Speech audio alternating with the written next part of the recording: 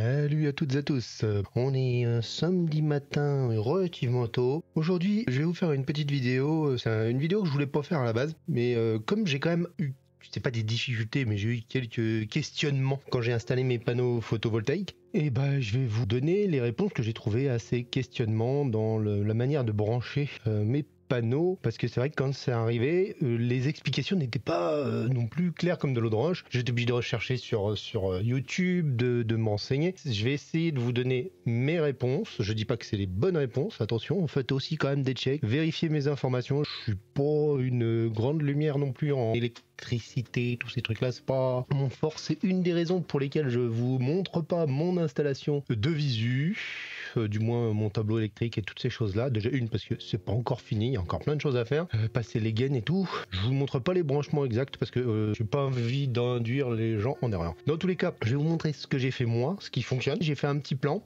de mon installation photovoltaïque et je vais vous indiquer comment j'ai branché, comment brancher, à quoi faut essayer de penser, comment c'est un petit peu foutu. Comme ça, bah, le jour où vous arrivez et que vous avez tout votre matos, vous saurez à peu près quoi va où, ce qui sert à quoi. Et puis voilà quoi, enfin en gros je vous débroussaille et je vous montre les quelques petits écueils, je sais pas si on peut appeler ça comme ça parce que c'est pas vraiment des écueils, mais les quelques petites difficultés que vous pourrez éviter en regardant cette vidéo. Autrement, vous avez remarqué que la chaîne Geek Architect Sport est en train de se remplir, pendant que cette chaîne-là, Geek Architect, est en train de se vider du sport. Toutes les archives de basket, elle passe sur Geek Architect Sport. Par contre, il restera toujours les lives, hein, c'est ce que je disais. Les directs de basket restent sur cette chaîne. Il y aura encore d'autres choses. Je suis en train de vous préparer une vidéo sur mon Panasonic OLED que j'ai acheté il y a pas... ça va faire 2 mois, je pense. Ouais, c'est ça. Donc là, on commence à avoir une belle expérience dessus. Je vais vous expliquer ses avantages et ses inconvénients, comme d'habitude. Je vais revenir aussi, ça va faire bientôt 2 ans que j'ai ma Tesla. Est-ce que je regrette? Est-ce que je regrette pas? Si je devais acheter une voiture aujourd'hui, qu'est-ce que je ferais? Disons que l'offre, elle a quand même pas mal changé et du coup, bah, c'est vrai que la question pourrait se poser. Est-ce que je regrette d'avoir pris une voiture électrique? Est-ce que je regrette d'avoir pris une Tesla? Je vous dirai ça dans une vidéo bientôt. Je reviendrai également sur mon ordinateur Omen. Alors, pour vous faire le résumé très rapide, ça fait 2 fois qui retourne en SAV, c'est pour ça que vous n'avez pas la vidéo. La première fois c'est la batterie qui était pas terrible, elle était pas tellement mieux au retour d'ailleurs, hein. C'est tout simplement que la batterie est pas top sur ce modèle. Et ensuite bah là elle est repartie parce que pavé tactile ne fonctionnait plus, ce qui pour un ordinateur portable est très embêtant quoi, hein. Bon, toujours mon téléphone, enfin oui en fait il faut changer le clavier, est-ce que vous voulez bien un clavier QWERTY? What, hein? On parle d'un ordinateur HP? Vous me proposez un clavier QWERTY? Non mais je ferai le tour du PC avec ses plus et ses moins de manière honnête. Mon PC, je ne sais même pas quand est-ce qu'ils vont trouver un clavier AZERTY. Attention, hein. Fou lolo, c'est tellement compliqué. Bon, enfin bon, j'ai mal barré cette histoire. Ils me répondent même plus, tout. Donc là, c'est un petit peu la guerre avec HP. J'espère que vous voyez tout bien parce que moi mon écran est plus large. Petite chose que j'avais oublié de vous dire sur les onduleurs AP System et quand on envoie les documents à AP System ou du moins même quand vous envoyez à votre fournisseur qui va vous demander le mot de passe pour AP System, là bon vous regardez mes vidéos si vous avez un souci là-dessus. À un moment ils vont vous demander un plan de calpinage, ils appellent ça voilà, plan de calpinage des onduleurs. Alors moi je me suis un petit peu pris la tête entre guillemets. En gros, il faut leur donner le numéro des onduleurs, le numéro des panneaux et la façon dont ils sont branchés et positionnés. Ça vous permet après d'avoir une implantation un petit peu à peu près réelle et avec les numéros de vos onduleurs qui correspondent bien à ce qui va bien quoi en gros, hein. Voilà, donc c'était juste pour vous dire qu'il y a un petit plan de calpinage à faire. Il vous donne une feuille à A4 sur laquelle il faut coller, il y a des petites étiquettes derrière les onduleurs. Il faut les coller aux bons emplacements, donc c'est pas, vous n'êtes pas obligé de vous prendre la tête à faire un dessin comme moi j'ai fait. Moi ça m'amuse. Vous n'êtes pas du tout obligé de faire ça. Alors là on voit déjà un petit peu comment ça se passe sur le réseau, mais je vais vous montrer ça. Bon, je vous ai fait ça, vous allez me dire vous voyez rien, c'est normal, on va zoomer dedans. Je vais vous montrer quoi et quoi sert à quoi et comment tout ça s'est branché. Je vous ferai un petit PDF que je vous mettrai en lien quelque part si vous voulez le regarder plus en détail. J'ai fait une petite légende. Alors les couleurs c'est du grand n'importe quoi, j'ai fait comme je pouvais, je suis pas électricien et je ne dis pas que mon branchement, alors bon c'est encore en évolution mais bon dans tous les cas ça fonctionne et pour l'instant tout est correct. Voilà, hein, pour le moment je suis en train de charger ma voiture, il y a 1600 watts et je consomme 74 watts sur mon Linky. Bah il est quasi à 0 là en fait et bah écoutez je bouffe tout avec ma voiture. C'est cool, ça j'adore. Bah attendez, je sais même pas si je peux pas vous montrer. Attends, regardez. Shelly Power ça, faut que faudrait que je le renomme. C'est mon Linky quoi en gros. Il est à 13 watts. Il a fait une petite pique à 1400, je sais pas pourquoi. Mais mes panneaux photovoltaïques fournissent 1600 watts. Ma voiture charge à 5 ampères. Et du coup, je suis quasi à zéro. En fait, là, c'est comme si je la charge pour 0 € quoi. Je la charge et en même temps, je suis en train de faire mon montage, d'utiliser mon PC. Et tout ça gratos parce qu'il fait vachement beau aujourd'hui dehors. Voilà. Bon, c'était la petite parenthèse du jour. Je vous ai mis quelques photos. Ça, c'est les prises qui sont ici. Ça, c'est les connexions. Hein. Bon, bah écoutez, en rouge, on met le plus et puis en noir, on met le moins. Hein. C'est ce qu'il y a de plus simple. Bon après, ce qui est le plus important, c'est de bien brancher le plus au plus et le moins au moins, quelle que soit la couleur du câble. À la limite, on s'en tape un petit peu. Le câble, lui, il s'en fout de ce qui passe dedans. Hein. C'est juste pour vous, pour pas vous tromper. D'ailleurs, vous voyez que j'avais pas que des câbles. Vous voyez, ça, là, j'ai 2 câbles noirs. Hein. Ça, c'est parce que j'ai des rallonges. Là, j'ai pas de rallonge. Et les câbles qui arrivent des panneaux, eux, sont tout noirs. Par contre, les rallonges, il y en avait une noire et une rouge. Donc voilà. C'est juste pour vous indiquer ce que j'ai décroté quand je suis arrivé, parce que j'ai eu beaucoup de soucis surtout à ça, sur le branchement. Enfin, je vous expliquerai au fur et à mesure. Dans les choses intéressantes, bah, il y a les panneaux, hein, ça c'est les panneaux. Enfin, moi j'en ai 6, donc il y a 6 panneaux. Ensuite, il y a les onduleurs. Comme je vous disais, moi c'est des onduleurs AP System et ils servent pour 2 panneaux. On va revenir dessus, hein, mais sinon, si vous avez des onduleurs en phase, par exemple, il y en aura un par panneau. Hein. Moi, c'est 2 onduleurs en un seul en fait. Hein. C'est pas un onduleur qui fait les deux. Il y a 2 onduleurs dedans. C'est comme si en fait il y avait un onduleur à gauche, un onduleur à droite. Alors ça, c'est les panneaux. Hein. Faut les brancher. Et la première des choses, d'être sur votre toit et de vous dire comment je les dispose, parce que vous avez des contraintes. Les contraintes, c'est que si par exemple, je ne sais pas, moi, à un moment, j'avais une cheminée ici et du coup, bah mon panneau était obligé d'aller là. Est-ce que j'ai suffisamment de câbles pour aller jusqu'à ce panneau-là? Alors ça, c'est des questions que vous allez vous poser. Pour vous donner une idée, d'origine, il y a un câble qui va faire 1 mètre en dessous des panneaux, d'accord? Moi, il m'avait fourni 1 mètre de câble supplémentaire par panneau. Sur les panneaux, ici, j'avais pas besoin de rajouter le mètre supplémentaire. Par contre, ce câble-là qui était assez, ce panneau-là qui était assez loin de cet onduleur-là, je lui ai mis des rallonges. Alors, je sais plus, j'ai mis une seule rallonge, par exemple. Alors, de temps en temps, c'est vrai que j'avais des distances plus importantes, donc j'ai quand même calpiné, c'est-à-dire j'ai positionné mes onduleurs au sol, avec mes câbles au sol, pour pouvoir voir si j'avais les bonnes distances, pour pouvoir me déplacer, si tout correspondait et si tout allait passer au niveau des distances sans être embêté. Bon, c'était juste, mais ça s'est passé sans trop de soucis. On va revenir un petit peu sur le câblage. Vous avez 2 types de courants. Vous avez le courant continu et le courant alternatif. En continu, je vous ai mis positif et les câbles négatifs en pointillé, entre guillemets pointillé en tiret. Et les câbles alternatifs en très continu. Ça, c'est bizarre d'ailleurs. Alternatif en continu. Bon, enfin. Donc tout ce qui est câble de terre de plus de 6 mm², c'est-à-dire les gros câbles de terre, ils sont en jaune. J'ai le câble de terre, les petits câbles de terre qui sont en fait dans les gaines humilaires, je sais pas quoi là. Les gaines qui sont faites pour être enterrées, tout ça. Noir, très résistante. Donc ça, c'est le câble de terre qui est dedans en fait, le 2,5 mm². Il y a des moments, je les divise. C'est comme si en fait je dénudais le câble, d'accord? Ça, en gros, vous avez le câble complet. Ça, c'est les câbles qui sont à l'intérieur. Hein. Alors d'origine, ces câbles-là n'existent pas, d'accord? On est comme ça. Une fois que vous avez placé vos panneaux photovoltaïques et vos onduleurs et que vous savez que tout va pouvoir se brancher au niveau des distances, vous allez pouvoir brancher les panneaux aux onduleurs. Alors il y en a certains qui conseillent de bâcher les panneaux. À partir du moment où il y a du soleil, le panneau peut produire. Si vous voulez vraiment être tranquille, vous mettez des couvertures sur vos panneaux. Comme ça, bah, vous êtes sûr qu'ils ne produisent pas. Vous pouvez faire vos branchements tranquilles, sans aucun risque de surtension, d'étincelles ou de conneries comme ça. La première chose qu'on va se demander, c'est quoi, c'est cette grande nappe là. Alors d'origine, elle est branchée comme ça, c'est-à-dire que c'est un grand câble en fait, qui vous ont fabriqué eux.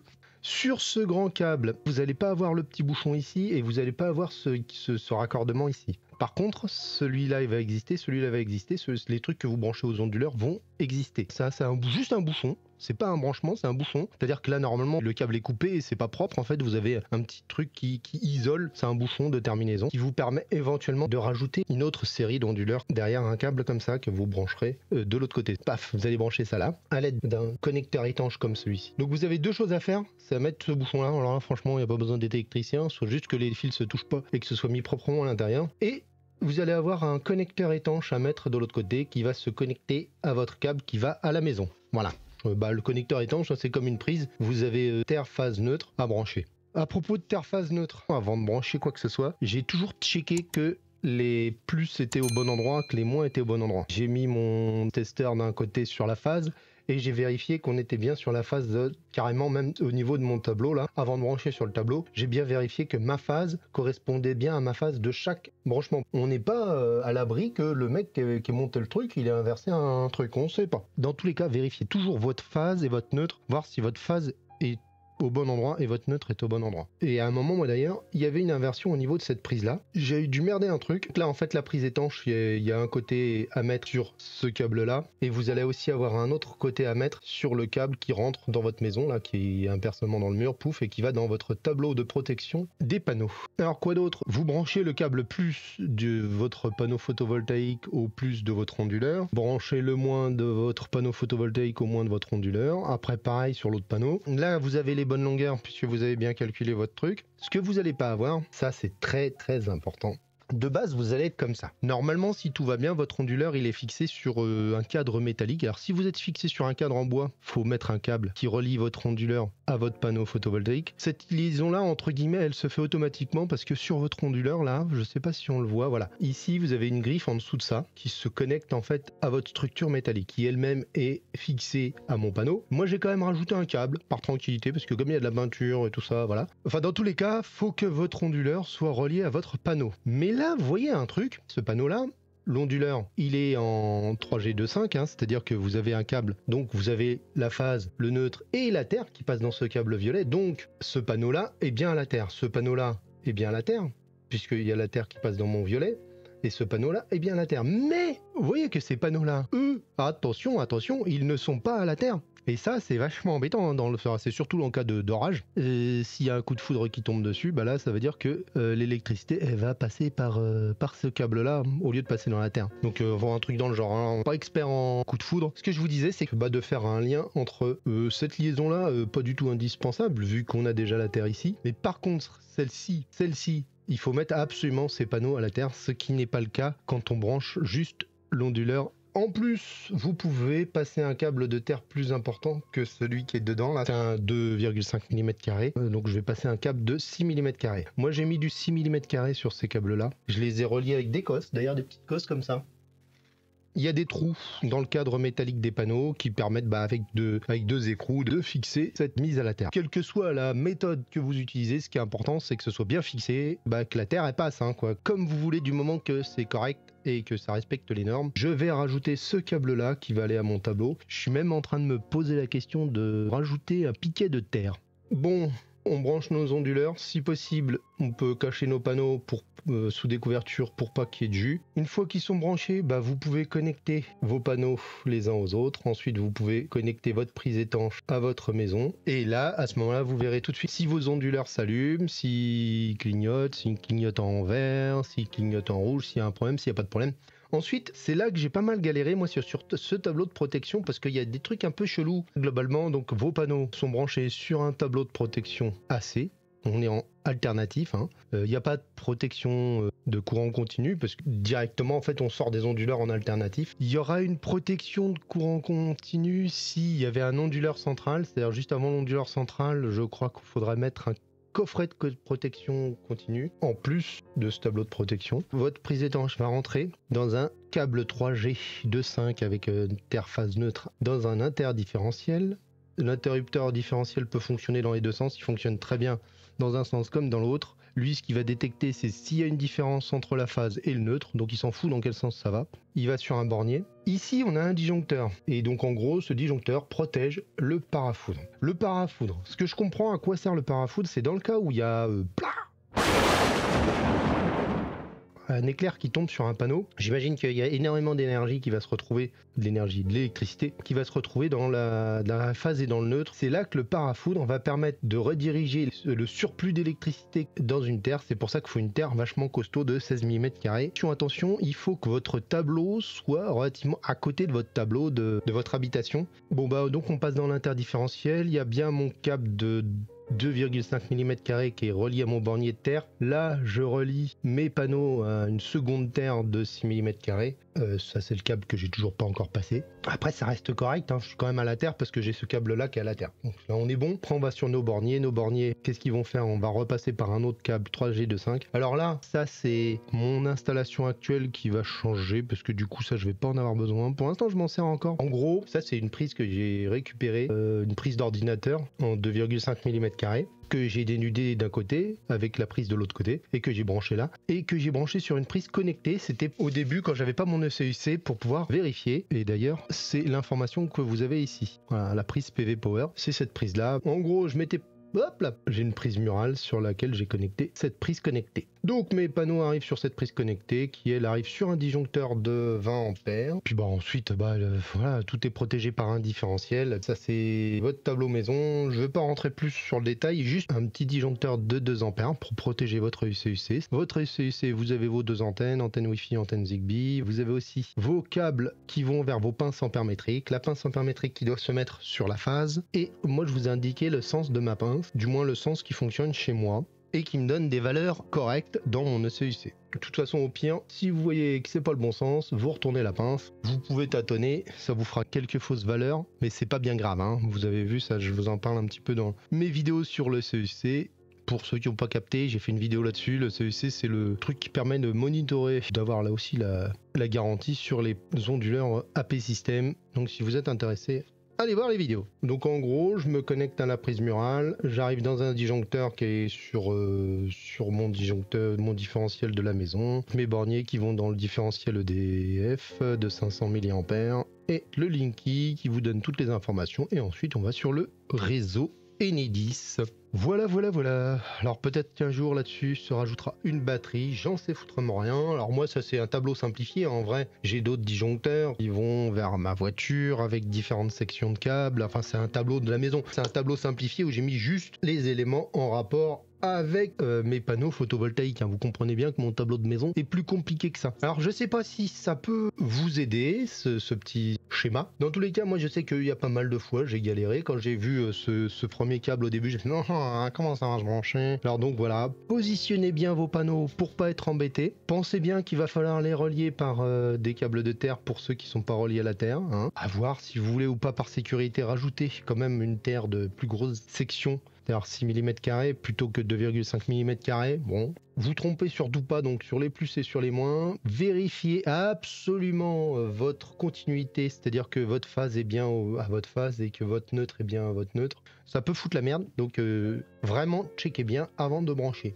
Et éventuellement, si vous voulez être tranquille, mettez des couvertures pour pas que les panneaux produisent avant de brancher. Vous voyez, il y a du 35 volts à quasi 200 watts, hein, donc prenez toutes les précautions avant d'intervenir sur votre tableau ou sur votre truc, hein. Coupez bien vos disjoncteurs, vos différentiels. Bon, je suis pas expert en sécurité, mais dans tous les cas, faites vachement gaffe. Il y a certains tableaux de protection qui sont branchés différemment. J'arrive sur le bas du tableau et je rentre dans le bornier pour repartir vers le tableau de la maison principale. Je me suis mis une prise connectée, j'ai une petite prise murale. Quand j'avais pas mon ECUC, de checker que tout fonctionne bien. Mine de rien, vous êtes content de savoir que vous produisez ou que vous produisez pas. Parce que si vous branchez pas la prise connectée et que vous n'avez pas le CU, alors si, il va peut-être y avoir des fois écrit 0 sur le Linky. Ah, je voulais juste revenir un tout petit peu sur le 0 du Linky. Je vois beaucoup de photos sur internet où t'as les gens, surtout les gens qui ont des sonologies ou des trucs comme ça, ils montrent des photos de leur Linky avec écrit 0. Et ils sont contents.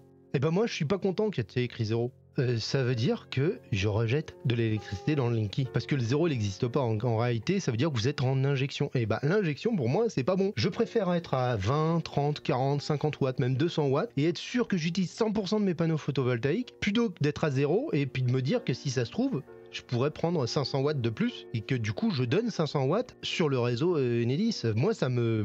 c'est insupportable. Donc quand il y a écrit 0, ça me fait super chier. Ça veut dire que j'injecte. Bon, bah il n'y a pas de quoi être content. Franchement non. Je préfère qu'il y ait écrit 30, que je sois un petit peu au-dessus. Ouais, je consomme un peu, mais au moins je sais que je réinjecte pas. Ça c'est mon principe à moi. Après chacun fait ce qu'il veut. Celui qui est content en lisant 0, bah écoute, tant mieux pour lui, hein. Je vous mets ça en lien. Si vous avez des questions, les commentaires sont là pour ça. Là où j'ai rencontré le plus de compréhension, c'est ce truc là, je comprenais pas pourquoi je devais rentrer là, ressortir là. Ça c'est un tableau qui provient de chez Allo Solar et tous les tableaux ne sont pas les mêmes, ils ne sont pas branchés tous pareil. Donc il y aura un branchement un peu différent en fonction de votre fournisseur. Attention, un tableau de protection d'essai courant continu ne sera pas du tout le même, hein.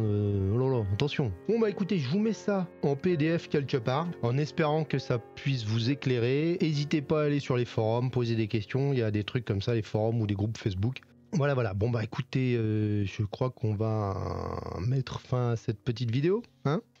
J'espère que ça vous aura un peu aidé. pour ceux qui étaient dans la galère. Moi évidemment, les experts qui connaissent tous ces trucs là par cœur, pour eux, ils vont voir que des conneries dans tout ce que j'ai dit. N'hésitez pas à corriger. Mais bon, pour ceux qui sont comme moi et qui, quand on arrive et qu'on ouvre la boîte, on fait oh, c'est quoi ce câble, oh, ça, comment je vais brancher ça, tac. Prévoyez tout à l'avance, dites-vous bien, je vais brancher ça comme ça. Faites, tu sais, comme les pilotes de Formule 1 là, ils font le circuit à l'avance dans leur tête, ils connaissent le circuit par cœur, tac tac tac tac.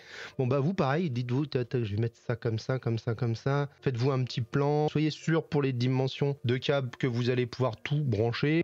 Dans tous les cas, soyez prudents. C'est tout à fait faisable de faire ce truc-là. Il faut juste prendre les précautions nécessaires, de prendre le temps. C'est tout à fait envisageable de se lancer là-dedans. Posez vos questions en commentaire, mettez le petit pouce si ça vous a servi. Si vous trouvez que c'est à chier, mettez un pouce vers le bas. Je suis en train de me poser la question de est-ce que je vais pas vous faire des vidéos news un petit peu. Je passe mes matinées quand je suis dans les transports en commun par exemple à checker les news, peut-être en live.